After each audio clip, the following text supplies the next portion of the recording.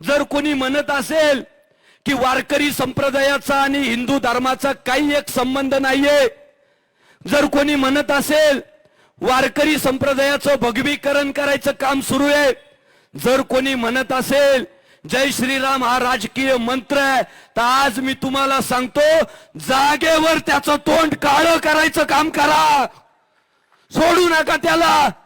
अरे अरे हिंदू धर्माचाच वारकरी संप्रदाय, वेद मार्गे मुनी गेले त्याची मार्गे चालिलो. अरे वेद मार्गानच जाणारा आमचा वारकरी संप्रदाय तो हिंदू धर्माचाच एक भाग आहे. आणि वारकरी संप्रदायाचं भगवीकरण करू नका म्हणताय. अरे आम्ही कोण वारकरी संप्रदायाचं भगवीकरण करणारे? वारकरी संप्रदाय 700 वर्षापूर्वी जेव्हा आमच्या ज्ञानेश्वर महाराजांनी स्थापन केला ना, तेव्हाच स्वतःच्याही हातात आणि वारकऱ्यांच्या हातात जो झेंडा दिला ना, तो झेंडा भगवाय रे गांडो. कोणता झेंडा दिला? आज वारीच्या वाटेनं, आळंदी पंढरपूरच्या वाटेनं कोणता झेंडा फडकवत नाही आता वारकरी? अरे भगवा झेंडा फडकवत नाही आता. ते आमचं हिंदुत्वच आहे.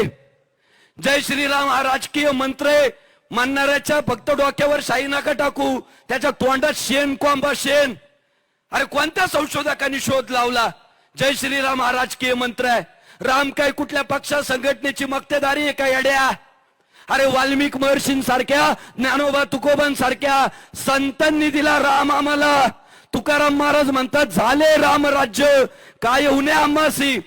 तुकाराम महाराजच म्हणतात राम म्हणता रामची होईजे, पदी बैसोनी पदवी घेईजे. अरे आम्ही रामनामाचेच धारक आहे. आम्ही राम, कृष्ण आणि हरी या देवतांची पूजा करणारा वारकरी संप्रदाय. आम्हाला रामही सारखा आहे, आम्हाला कृष्णही सारखा आहे आणि आम्हाला विठ्ठलही सारखा आहे.